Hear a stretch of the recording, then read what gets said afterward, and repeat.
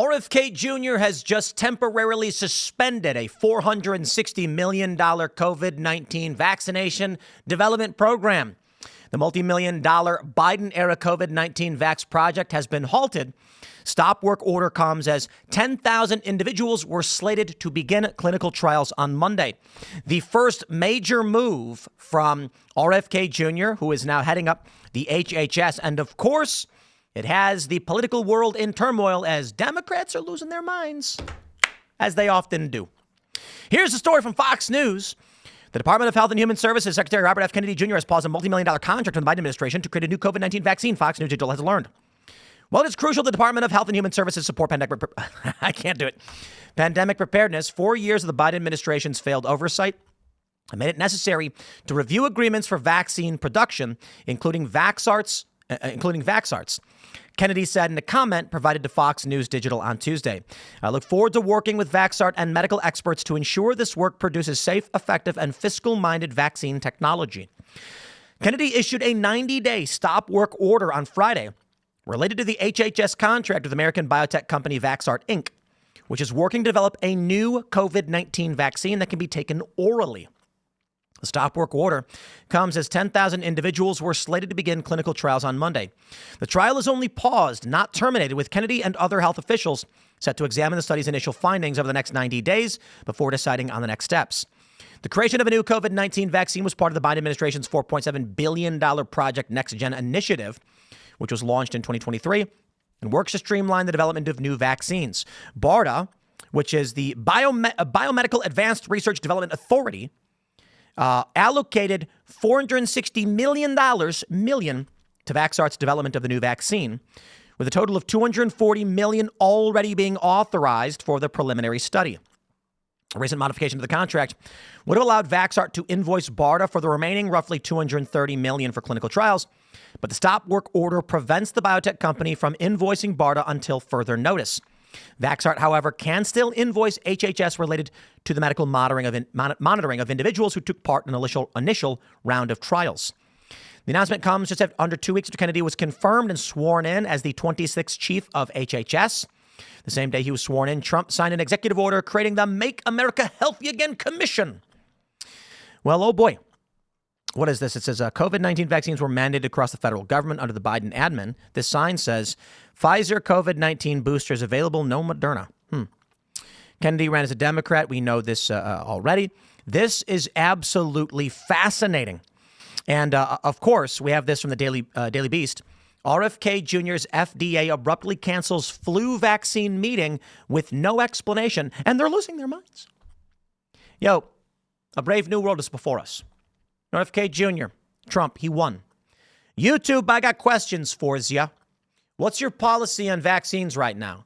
Because if RFK Jr. comes out and claims that they're unsafe or publishes findings that you find to be in violation of your rules, do we go with the health experts and the science, or do we lie to not get banned from the internet? You see, during the Biden administration, and to a degree in the Trump administration, the first Trump administration was weak. It really was. Trump did a good job, weak, okay? He did a good job, net positive, but, weak. When COVID first broke, there were news reports of something strange happening in China, and we covered it here on Timcast, and we got demonetized for doing so. YouTube told us that covering the story would result in demonetization. They were creating a pressure to stop people from covering the news. I wonder why. When the story then went viral, they said, okay, fine, now you guys can talk about it and not get demonetized. Very weird. The first month of COVID, everybody lost money. It was weird. Ad sales collapsed. Revenue was way down. And I was looking at the numbers. I was like, yikes. Wow. But then over the next several months with the lockdowns in place, revenue was through the roof. Viewership was through the roof. I can't tell you. I meet people almost every day, and they're like, man, all I did during the lockdown was watch Timcast. And now they're like, I can't remember what I watch. Now they just go outside and play sports. Good for them. But during this time, YouTube was banning people who in any way gave an opinion on anything medical. Me, you guys know me. I largely don't want to get involved in telling you what to do with your medicines, your medical history, your health, and your money. I don't want that liability, nor do I want to be in charge of your lives. Maybe I should be. Hey, y'all, share this video and comment what you think. Oh, seriously, comment what you think about this one, because this one's gonna be interesting. I'm gonna be saying more often in my videos, you guys should comment, because you guys gotta engage, man. That's why we have the Discord server at timcast.com. We're trying to get people to be active and not passive. Passive listeners of the news don't engage. And we need to make sure that we win the midterms. With the midterms coming up, if everybody's sitting here watching, you're just sitting there, you clicked it and you're looking at it, and your eyes are half closed and you're like, wow, that's crazy. He's shutting down these flu meetings and shutting down COVID vaccines. If you leave it there and you don't create the routine and you don't actively engage with people, eventually people will disassociate. We need you to be active. The leftists, they're active, baby. Leftist podcasts are skyrocketing. We need to win the midterms. That means we need everybody to stay attuned, pay attention, not give up, keep sharing, keep commenting, engage with other people. And this is what I'm getting at. During the lockdowns, YouTube said that if you defied the government, if you said they were wrong, they'd ban you. They said if you didn't agree with the World Health Organization, they'd ban you. Now, me, I'm largely like, look, talk to your doctor. And I know people out there are like, I can't trust my doctor. I'm like, well, then you got a bad doctor. Are you nuts? You go to a doctor you don't trust? What are you doing? It's so funny to me that there are people who are like, I go to my doctor for literally everything except vaccines. And I'm like, if you don't trust him on vaccines, why would you trust him on anything else? Okay, so go find a doctor you do trust. It was really funny at the Libertarian presidential committee or campaign event, the caucus or whatever, I don't know, the Libertarian National Convention. You had a guy on stage who's a libertarian, and he was like, guys, I don't think anyone should be mandated to get a vaccine, but I'm a doctor. And when we started giving out the vaccines, COVID hospitalizations for me and my practice went down. Boo. Thought it was so funny. I'm like, dude, the guy's a literal doctor telling you that it worked and you're booing him. He's not telling you have to take it. That's my attitude. I'm like, dude, I don't care. I didn't get vaccinated. People would be like, are you vaccinated? I'd say, yeah. And they'd go, oh, okay, good. The funny thing was like, bro, I got tons of vaccines. I went to the hospital one time. I was traveling. They gave me 5 at once. Here I am. I got a kid. Everything's great. Life is good. I'm healthy. I'm skating. I feel great, like $1 million. Never got the COVID vaccine. I was told I didn't need it, so I didn't get it. Called the doctor, and they said, you don't need it. I said, okay, I won't get it. That was that simple. And that's why I told people, just talk to a doctor you trust. They told me, you're young. What do you care? Yeah, I ended up getting sick, all that jazz. It's going to be interesting now when RFK Jr. comes and makes these changes, because here's a guy who's not playing these games. It's possible RFK Jr. comes out and goes, I was completely wrong about vaccines. They're all perfect. And then we're like, okay, satisfied, right? Are you gonna be like, no, RFK Jr.'s turned. He's evil. Yeah, come on. Or it's possibly comes out and says, upon a preliminary review, many of these vaccines are found to be, and then he gives us some explanation. I don't know. When that happens, presuming it does, I don't know if it does, what happens to big tech censorship? Is YouTube just going to fall in line and say, okay, I guess? What happens then if RFK Jr., and it's going to happen, I do think it's going to happen, that we're going to get contradictory reporting from the HHS and from the government, and YouTube and Facebook, maybe not Facebook, but they're still playing games, but YouTube, oh boy, they have not fallen in line. TikTok's the worst. They're going to say outright, you cannot report this. It's going to be in the AP. It's going to be in the Daily Mail. It's going to be in the New York Times. It's going to be on the Post-Millennial. And they're all going to report RFK Jr. says X about vaccines, and YouTube will ban people for talking about it. Now, that will be very strange indeed, because we're already getting there. Take a look at the lab leak theory or climate change. There's editorial decisions being made at YouTube to prop up an ideology regardless of the facts.